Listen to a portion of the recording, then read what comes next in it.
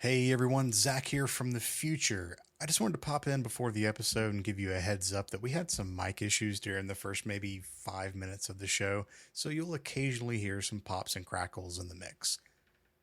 Everything gets fixed close to about 6 minutes into our conversation, and the preceding audio is perfectly listenable, even with those small hiccups. So, without further ado, here's our conversation with Dees covering minute 73 of Dune Part 2. Enjoy!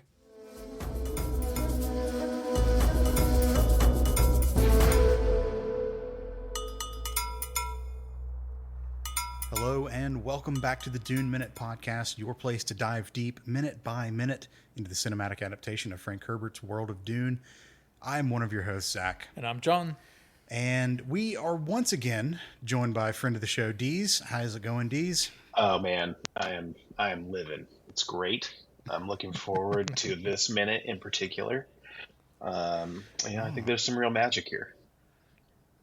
I hope so, because I have to admit something, not to y'all know, but to our listenership here. I fucked up. Yeah, this episode is going to sound a little different. Maybe just a little bit. If my editing skills are good enough, it will sound seamless. But we're a week later right now. This is a rare instance. I think the first instance where I fucked up. Yeah. And when we were recording our stretch of minutes last week, this particular episode, either I didn't hit the right key sequence on my keyboard or something, but our side, mine and John's side, did not get recorded. So, Professional podcasters, by the way. Can we call ourselves No, professionals? absolutely not. We've never been paid. We've never been paid for this. So we're not professional. But in fairness, at this point, there's been close to like 230 episodes that have been released. Yeah. I think one fuck up within that time period is acceptable. Yeah, it was. There have been some close calls, especially on like the editing portion, where you almost lost. I've almost lost some episodes, but I've got them back, and Yep. we've realized maybe 10 minutes into an episode that we weren't recording. Sure. But never a full like 45 minutes to an hour of good conversation just gone. We were just having so much fun. It's hard because in that episode discussed exactly what Arafel is, and that's lost, and I don't remember. I don't know if you guys remember, and so now we actually have to fear the Ixians because if they can't make Arafel or not, and that's sad. That's hard. But to your guys' credit, you changed my plane ticket home for me. You threw 2 more half Doritos down in the basement. Like, I was comfortable. Yep. It's great. Like, just a little later. Well, thanks for sticking it out. And I really hated that we solved so much of Dune's problems. Like for the next movie, we planned it out. We had all these just concrete ideas just done. We had them done. We solved it on that one episode. We did our own casting for Leto the Second, and Ganima, and then that got fucking overwritten. And Yeah. So I guess the people will never know. So Yeah. sorry about that. They'll never know. We did. I have the audio on my end. If we really want to give people a challenge, we can give them one half of the conversation and just let them try and fill it in on their own. That'll be for our $1,000 a week in a Patreon tier. Feel free to sign up if you want to try the last minute challenge. It's there for you. oh god, I still think that would be a very fun idea. I kind of want to go back and listen to it just to figure out, like, just to try and remember these conversations. There's only, we'll get into it later. But. So we are going to try to recreate that magic today, almost a week later. Thankfully, we record with ample runway. And we were able to get this in. So the listener audience will never know the difference. Had I not said anything, they would have never known the difference. Had we not spent the last 5 minutes talking about all the differences, they would Yep. never know the differences. Yep. We should just make that entire section of the episode one of those sensor beeps and just roll on. Okay, well, let's get into it, folks. All right, we are here. We are talking about minutes 72 through 73. We are picking up with Fade being really fucking menacing. Really fucking weird. Yeah.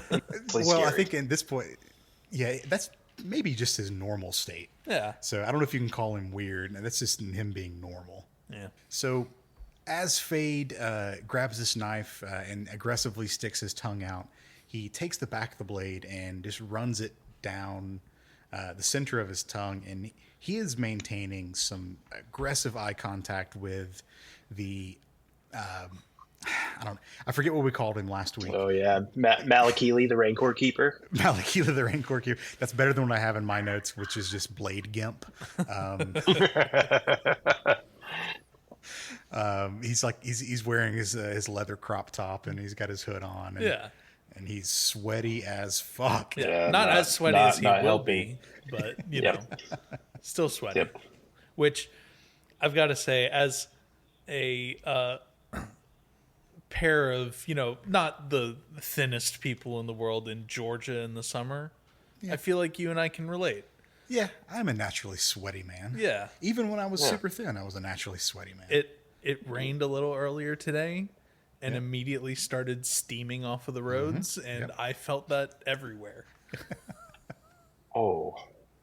Yeah, wow. We're just a couple of crawdads out here on the pod. Boy. Listen, I prefer the term men of substance. And as someone also who has sweated regardless of the general proportions of my body, I felt very seen by the bladesmith. So it is what we would call swamp ass weather right now. So Fate's got this blade, right? And he's licked it, he's tasted it. I guess it tastes fine to him. But he's got to do some more tests. Yeah. You know, you can't just taste a blade to know that it's good. You have to test it out. So what does he do in a shocking turn of events? He just takes the blade and swings it, and this raincoat who's standing next to him just catches it in the throat, and she just immediately goes down. Well, she doesn't go down. She drops. We hear her drop the bowl of the like melted plastic that they were rubbing all over him and everything, and she's like clawing at her neck and like gasping and everything. This is Fade slander, first of all. Okay, Fade had a very good reason. I figured you'd be okay with that. Well, except on April 1st. Yes, that's fair. But you know, if the attendant makes a sudden move, and I am the Nah Baron, listen. He didn't have a choice. He has to protect the Harkonnen line, and you know, the way I see it, frankly, that attendant had it coming. So I'm not gonna sit here and quietly let the future emperor of the known universe, sorry, spoiler alert, be slandered in this way. I'm just not. And so I've said my piece, and I feel better. So thank you. So she falls down, and Fade turns to his left, and we see this other raincoat sitting there, or standing there. Trembling. Just shaking. Like a leaf in the wind, just shaking. And he walks up to her so casually and just stabs like 3 or 4 times at least. Right in the gut, and like each time she's just like, ah! She doesn't break eye contact. If I remember correctly, she is staring him down the entire time. Again, I feel like we're getting into kind of murky territory here. Fade, I'm sure, had a very good reason for killing that attendant. And I think it's really important that we remember that there are 2 sides to every one-sided homicidal murder. And I think we need to give Fade a little room to, you know, at least explain himself. Well, I don't think we're going to get it.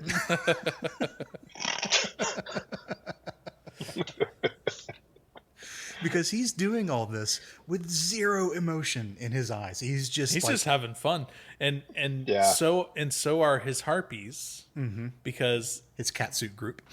his catsuit group, because they just see a fresh snack on the ground, so they're all excited about it. I do think it's interesting because some of the back lore on the knives. So you have the black blade and the white blade, and that in the books, the symbolism of that gets teased out a little bit more. But the black blade, which again, ironic because he's using the white one here. The black blade is supposed to be, I believe, symbolic of the purity of just killing, like. It represents just the violence and the purity of that violence. Yeah. And that's what we're getting. I listen. To this day, I think that strange women pulling swords out of ponds is actually a great way of deciding government continuance. Continuity. Help! I'm being repressed. We all need watery bents tossing scimitars at us. But I think we're seeing that twisted. I think we see a lot in Fade that is twisted. I think the Sisterhood has made that very clear. We have now watched him murder 2 people for funsies. And so I think that is also kind of an interesting thing to just consider here is it's not, I don't think it's just Fate is as Irulan so succinctly put it, psychotic. And I think we're seeing that here, and I think there's so much that you're getting from his facial expressions, also from the expressions of the attendant. I hadn't thought about the fact that the attendant is just kind of maintaining eye contact with him the entire time. Doesn't seem to be particularly surprised by this, also does not seem to be particularly dismayed by this. And so it's also the normalization of just how twisted this situation is. You're getting a lot of context into what Fade brings to the table, into the nurture of the environment that created him, brought in. Like I said earlier, this minute is packed, and these few seconds are particularly packed. In the most upsetting way. Shout out Denis. I guess you can make good movies. Well, if you think about let's take a thought experiment here for a moment. Think about the life of these attendants. They don't look particularly old, so I'm going to guess they are in their late teens, early 20s. Well, it doesn't help that Fade keeps killing them. Well, yeah. Well, and that's kind of what I was getting at. Is they have probably seen all of their coworkers die. Turnover's a son of a bitch. Yes, it truly is. So with them, I think the lack of surprise that you talked about a second ago is the person's oh shit, yeah, this is happening. I mean, I guess it was bound to happen. Yeah, but I didn't expect it to happen today. She's like, I thought I was doing a good job. I was just holding the bowl of ink. I was doing good. Yeah, I think you're certainly echoes of when we hear Gurney, throw out the Harkonnens are brutal line in the first movie. Brutal. That is kind of echoing in my head. Wow, we watched this, and not just because the delivery of it was really exactly what I think I wanted out of that scene. But also, we keep getting these little subtle reminders that, yes, the Harkonnens are actually a rather brutal people. And, I didn't see that coming. It helps that I'm reminded of that, 'cause sometimes you forget, The Baron is just, he's enchanting. Just really bright and not viscous, not particularly unctuous as you see him, and so it's good that you're hey, no, don't forget the Harkonnens are they have a they have a mean streak. That's true. Sure. Now, okay, so this actually brings up a decent point for me to ask you this question, Dees. This is a question that I think John and I posed each other on some episode that either just came out or are about to come out. Would Valia Harkonnen from Dune Prophecy recognize the Harkonnen family as we see it in these movies? Because they are very different families. There's very different vibes to those families. And that's what we're seeing is basically the effect of, oh God, how many years? A couple thousand at least. 10,000. Mm-hmm. Yeah, a because lot. it was Because 10,000 is pre-guild, I guess. Prophecy is That wasn't pre-guild. Prophecy is like 30 something years after the foundation of the guild. Right. So- Okay. Yeah, So I yeah, was gonna about say 10,000 years. right. Nascent guild. Yeah. So Um, would Valia recognize him? I said no. Not to lead your answer, but I said no. Yeah. I mean, I don't think you are leading my answer because I think my answer is actually yes. I think Valia. I feel like she would have wished against this. I feel like the way that the Atreides shaped the narrative around the Harkonnen family after the Battle of it's the Battle of Corrin, I think is Yeah. Yep. yeah. I think that has certainly not helped, but I feel like the potential for this kind of I don't know, brutal through line to exist, I feel like that kind of had to always be there, like at least the potential for it. I feel like Valia, like she would not be happy with the Harkonnens as we meet them in Dune, but I think she would have at least known that the building blocks and the potential were there. So I think she can. I think she could probably recognize it. I doubt she would be particularly thrilled with what she would see. Yeah. Yeah, that's my answer. Yeah, that's fair. I mean, she was brutal. I mean, in her own way, she was a brutal person. Sure, but not in a psychopathic, like, or I guess just like completely domineering way that Fade and Vladimir are. Sure. So Yeah. she and the rest of the Harkonnen family at the time definitely seemed to be a bit more like subtle in their manipulation and everything, but I don't know, not as overt. Sure. But I think, I mean, with her, that's kind of, this early inductee into the Bene Gesserit order. Like, they are very good at reading people. I mean, they don't have any. There's no mystery to them about who Fade is, and I think that is like, in spite of the fact that none of them, I don't think, have actually like met him. Like GHM may have at some point, but like Irulan hasn't.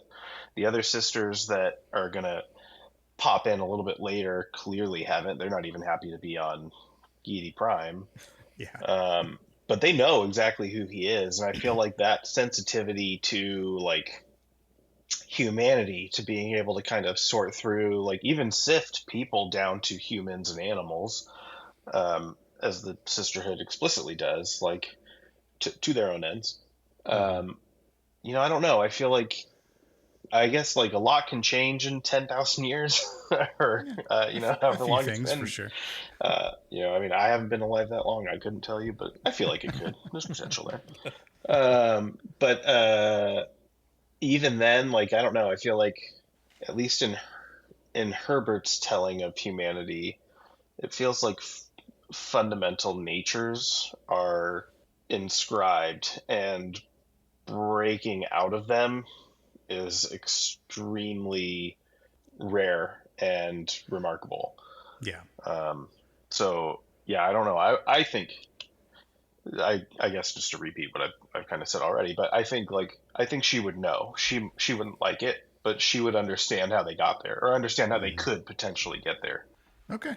I mean, there's no answer to this question. I think it's just a good thought experiment that we can we as Dune nerds can partake in. I love it. So back to our minute, because we were only like 15 seconds into this minute at this point. Give or take.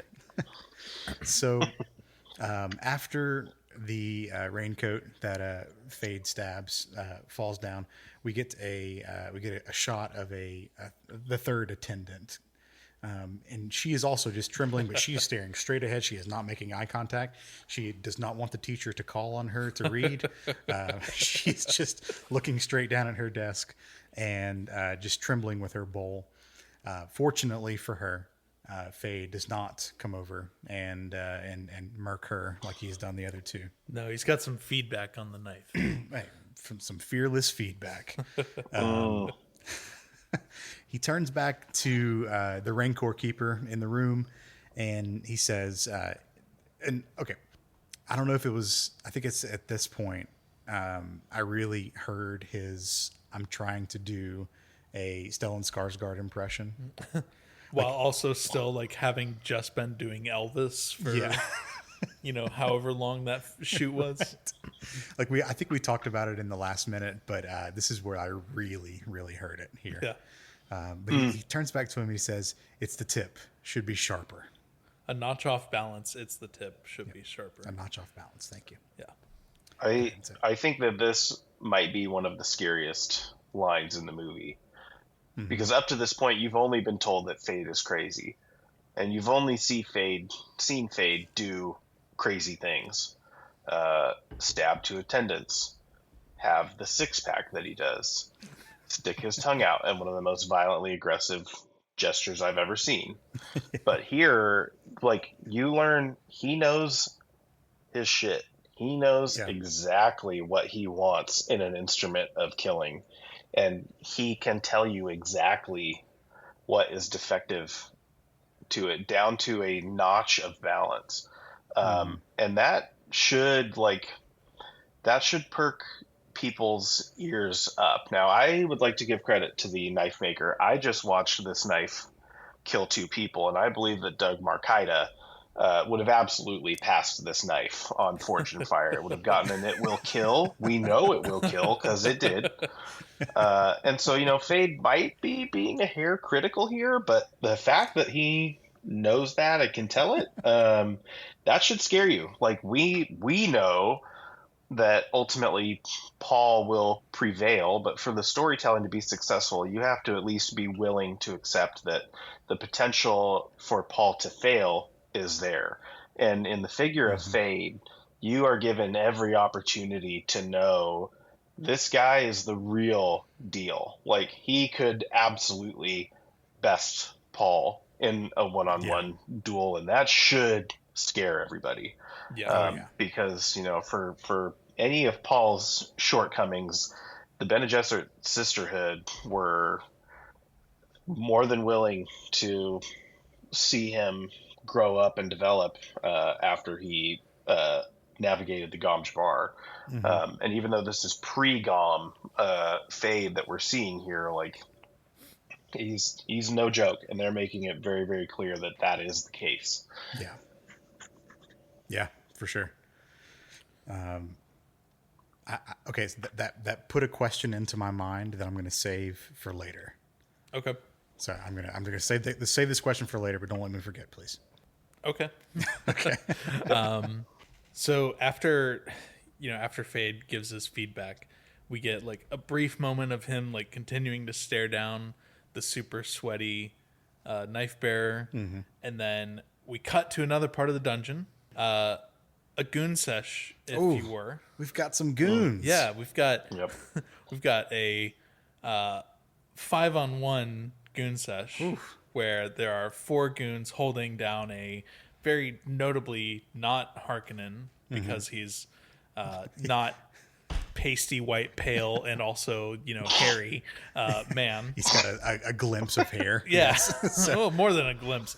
But He's a notably muscular, not pasty pale, hairy man being held down by four goons, while a fifth masked goon wields a very large, very uncomfortable looking needle that he just injects right into the neck of this non-Harkonnen man. Yeah. Five guys, no burgers, no fries, just drugs Just into the neck straight Cajun seasoning. as violently as they possibly can. Now, I'm not a huge needle fan. I'm not a fan of huge needles. I'm also not a fan of small needles either. Okay. This sent chills down my spine when I saw this. Like watching it close up like this. I think he felt more than chills down his spine. Probably, yeah. Only for a moment, and then the drug kicked in. Yeah. I guess this is like akin to like what what's the procedure where they like send the needle into your spine to take like spinal fluid is like an epidural. Spinal Tap. Spinal Tap. That's the movie. Spinal Tap. But it's like an epidural. Well, so the epidural is the pain medication that goes into your spine, but the Spinal Tap is what they movie. Yeah. The Spinal Tap is what they do when they want to drain like cerebrospinal fluid for whatever reason. Okay. So, Well, but I know they use a thick fucking needle for that shit. yeah. Okay, Yeah. Gross.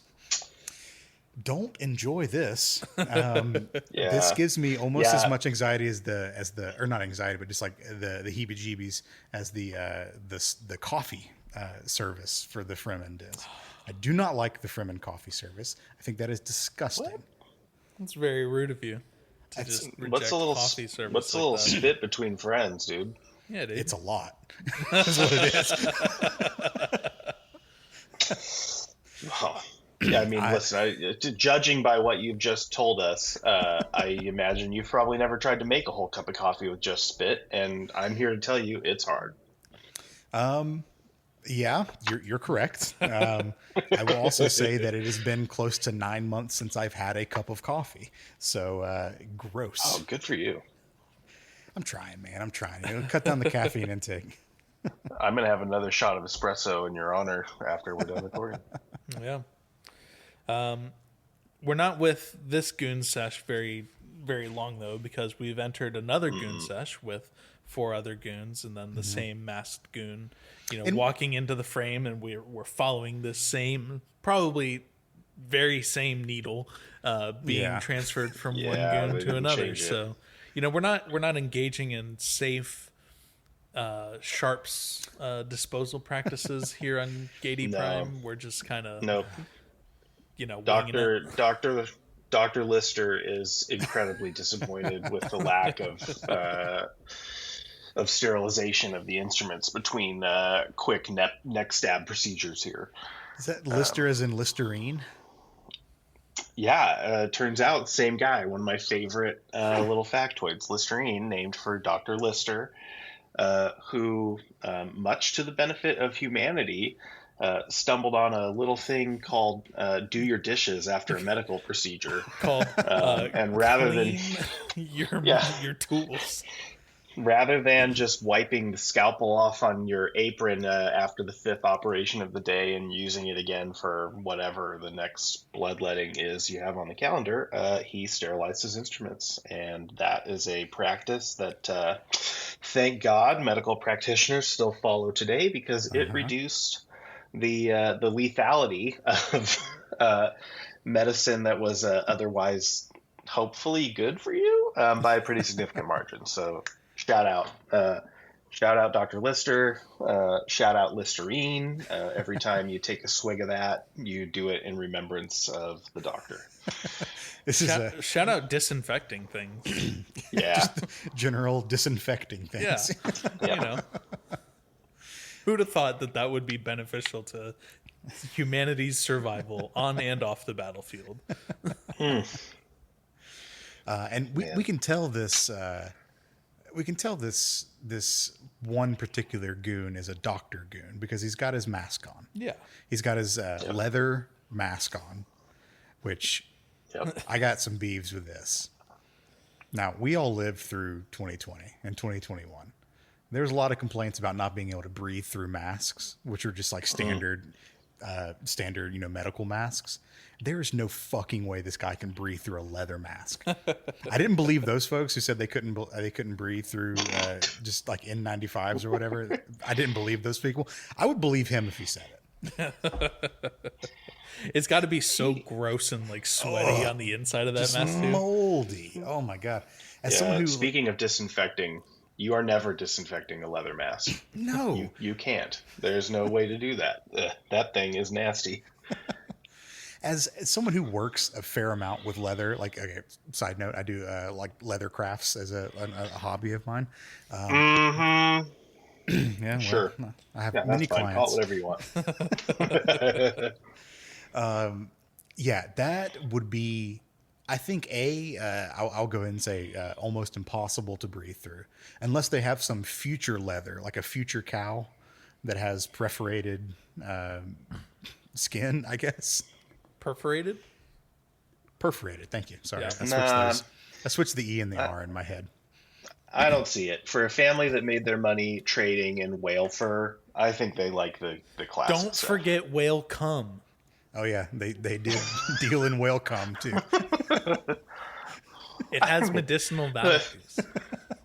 Hey, whomst amongst us? Okay, all right. I've been known to deal in some ambergris in my day.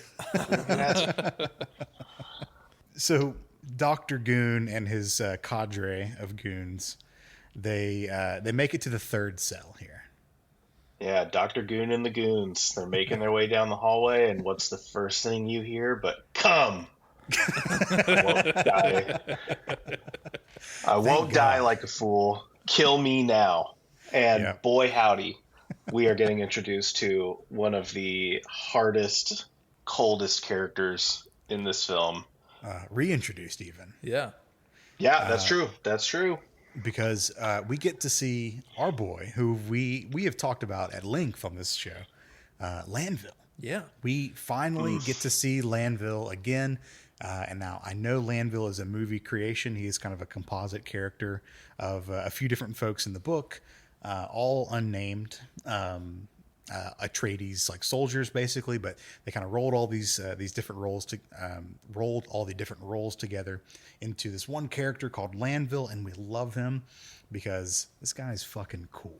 Well, I mean, just to recap everything that we've done with Lanville before, right?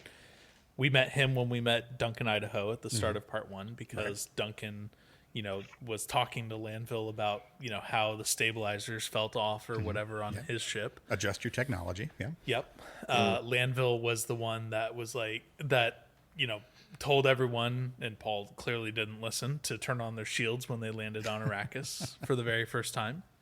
Lanville was there to basically herd Gurney and Leto back into the Arakeen Palace after shortly landing because it was going to get too hot for them to be outside. Lanville was there to shut everyone up at the small council meeting Paul's first small council meeting with his father and everything when Thufir Hawat was very beside himself because of his failure to catch the Harkonnen assassin that almost killed Paul with the Hunter Seeker. Got him cut from the second movie, that failure. And then Lanville was also there when Duncan came back with his bag of toys from the Fremen. He was in the background. So. That's true. And that's only what we've seen Lanville do on screen. Because off the screen, Lanville, portrayed by Roger Winston Yuan, is the fights and stunts coordinator for these movies. So if you have seen a single punch thrown that you really enjoyed, you can thank Roger Yuan, aka Lieutenant Lanville, for that. And Roger, shout out, much love for everything you gave to these movies. It's such. I mean, he did such good work with the stunt and fight coordination, and he's a damn good actor too. Yeah. So we just need to know if he can sing. He'll be a triple threat. Ooh. John, you were just talking, and I loved your soliloquy of what Landville was there for. Yeah. And you started each phrase with "Landville was there," and I think that might be a shirt we need to make.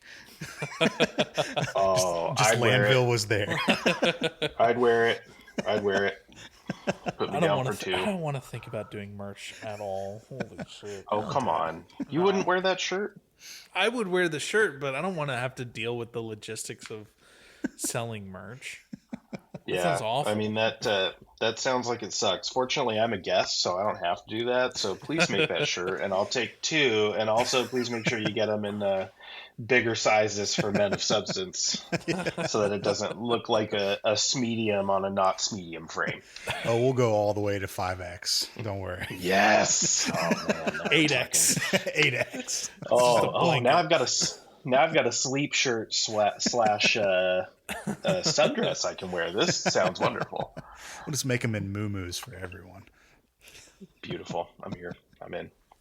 So Landville, he hears the door open, which is a cool like very futuristic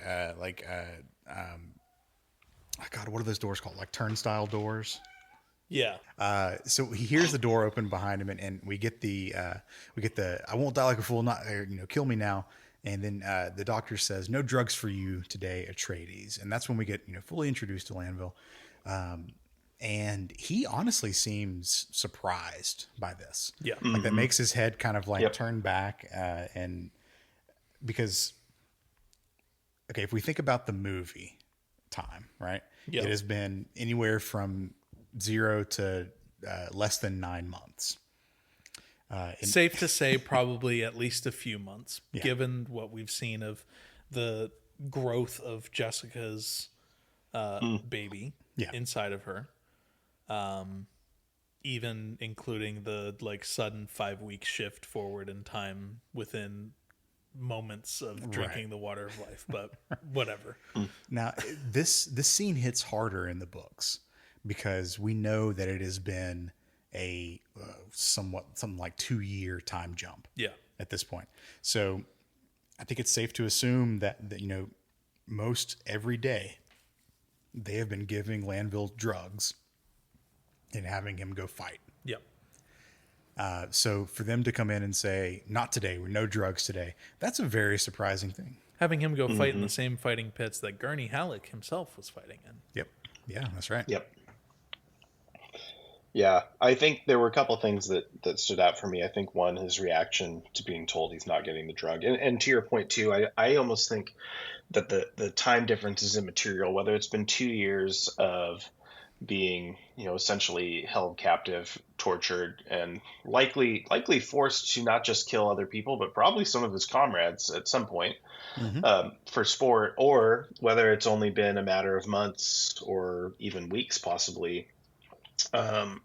Between the fighting pit scene and the fall of Erskine, when the Sardaukar and Harkonnen forces ambushed the Atreides, even if that was the more recent, he's still coming off of a very short period of time of watching a lot of his friends and brothers in arms and people who reported to him that he would have felt responsible for as a senior officer getting absolutely murked by this army. Yeah. And so I think the trauma might be different, but regardless of the time, the trauma is there and it's gnarly. And so, it's got this man who's in this room, almost in this meditative position when they find him, he has seen some stuff. He had probably already seen some stuff, but he has definitely seen some stuff now. Yeah. And so this that moment of realization where it's wait a minute, why am I not getting drugs today? It's almost like he's breaking from this routine of whatever that routine of violence and trauma has looked like previously. Something is different today. And I also thought too that the positioning of the slave master in the background also felt really sinister, because he's telling Landville he's not giving him drugs, which means we're getting full strength Landville, and the slave master he's not even facing him when he talks to him. It's like askew. It's like almost this kind of dismissive body position, despite the fact that this man is clearly a killer who is good at doing that. Yeah. You know, it's like I don't know, just like the maybe the pretense or like the arrogance that comes with that. Like I'm pretty certain if you put Landville and the leather mask guy in the arena one on one, it's not much of a fight. Oh, Landville's got his But ass like, for sure. yeah, Over but in like 2 leather seconds. mask guy 2 in hits. this moment, he doesn't care. Yeah, like, and so it just felt like, again, like, God, this minute is just so rich in characterization for exactly what the Harkonnens stand for and ostensibly what Paul is standing against. Like, oh man, like it's so good. Yeah. So here's the question that I wanted to ask y'all. Yeah, I was about to say there's something that you wanted to bring up. Here's the question. So we talked about earlier that Fade is so meticulous with his blades, right? And he wants them to be perfect. Yeah. Because, it's a notch off balance. Now, I'm spoiling a couple of future minutes, but he fights drugged people. Yeah. So why does it matter if his blades are a notch off balance? Because he's going fucking into this psychotic. fight. Like, No, he's. I understand that aspect of it. Yeah. I get that. But like from a practical standpoint, why does it matter if his blades are a fucking notch off balance? The game's rigged. yeah, but like maybe he's just very particular about the tools that he uses. For me, I think that this is actually responding. This is a great point. And I'm so glad that we didn't record this same minute previously and have had more time to reflect on what's going on in the meantime. I feel like this actually is a response to what we get in the book, which is Fade often fights drugged enemies, and he's also used to fighting with a shield, and that affects his timing on his strikes, which is a weakness that Paul, I think, considers and exploits. Specifically later on, spoiler alert. And here, I think what we're seeing with Fade is like, I feel like Villeneuve is trying to. I mean, it doesn't necessarily get set up in a way that he has to respond to it. But I think what he's telling us is like, it does not matter if you have a shield on or not. It does not matter if you are drugged or not. Fade is infinitely capable of killing you, and that is because he is so disciplined with how he addresses his tools, with how he addresses his technique, all of those things. He cares about it because he knows he needs to be ready to fight in not those conditions. And so every time that he is taking up a blade against whoever, he's doing it in a way where he is considering it to be, preparation for a duel that will be much less stacked in his favor. That's I think how I kind of look at it. Essentially he's a consummate killing professional. Like he knows exactly what he needs to do. Practices all the time, clearly on the attendance. So it's like he's going to take it seriously. And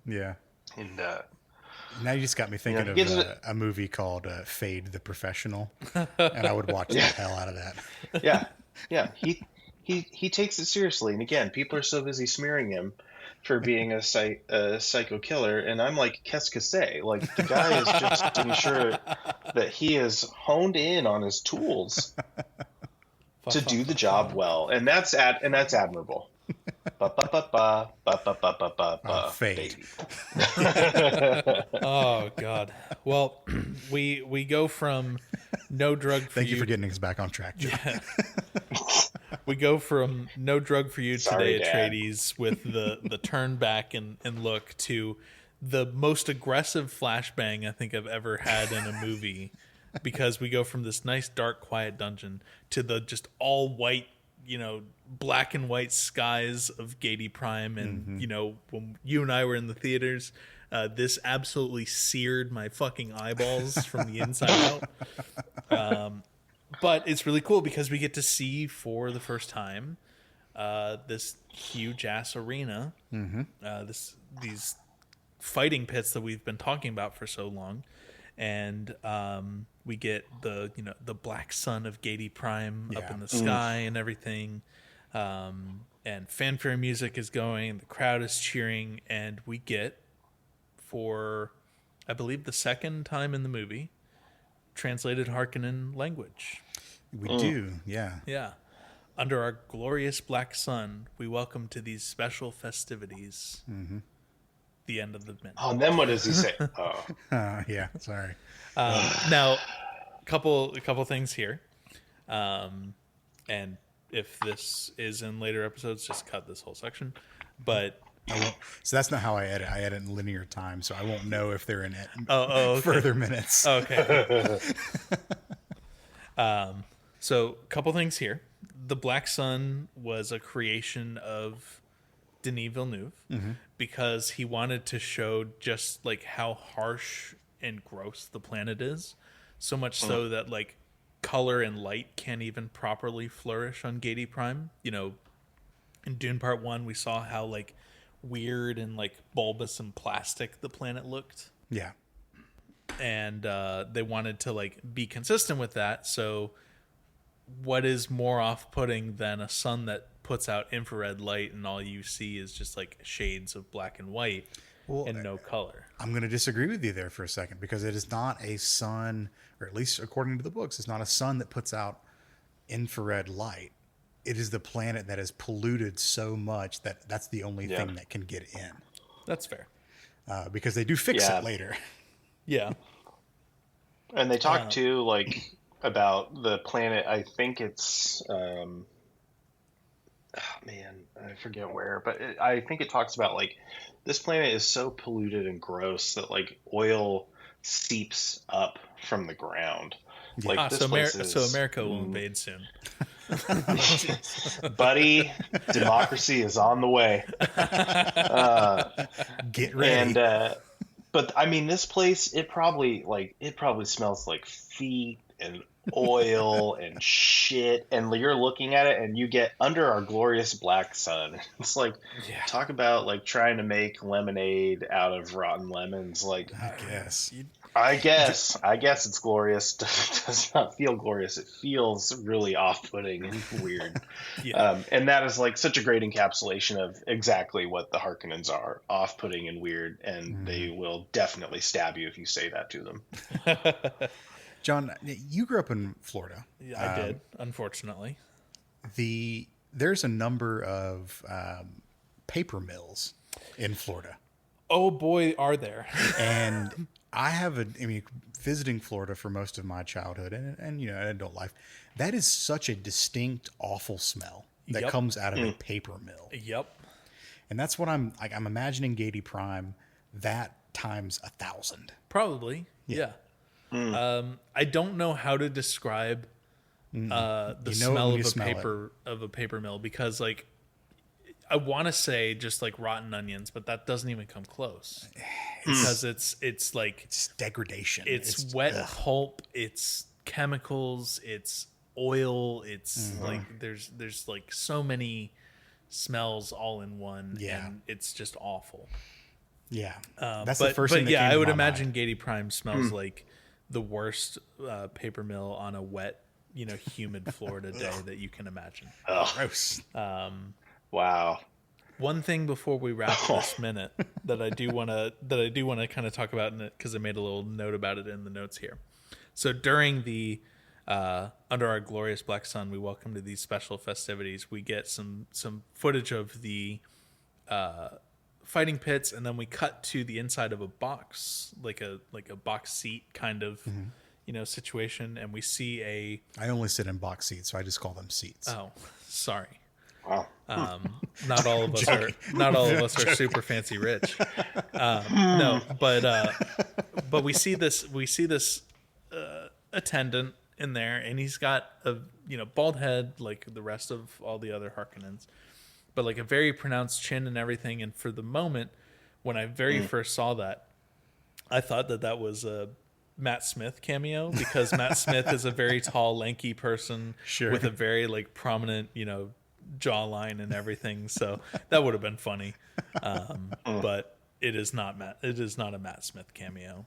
And we end our scene with, or we end the minute with just like a all black scene, but we start to see a very large shape begin to move into frame. Well, I wonder what it could be. I don't know. There's a lot of large things in the world. Tune in tomorrow to find out. Yeah. There's a lot of large bulbous things on Gady Prime, so it literally could be anything. Could be anything. Yep. Well, Dees, any more notes from your end? Oh, not for me this week. Although I do think this was probably my least favorite minute stopping point of the episodes that we're doing, because it's just like, oh, come on.